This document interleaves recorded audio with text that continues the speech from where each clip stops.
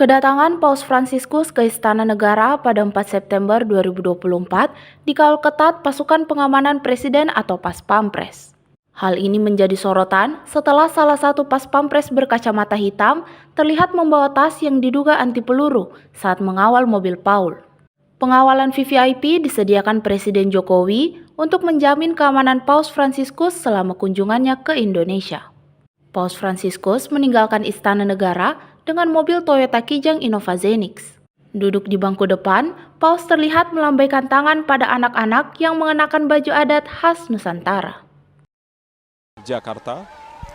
Selain itu juga pertemuan dengan penerima manfaat organisasi amal di kantor pusat Konferensi Wali Gereja Indonesia atau KWI dan dilanjutkan Misa Akbar di Stadion Madia atau Stadion Utama Gelora Bung Karno, Jakarta.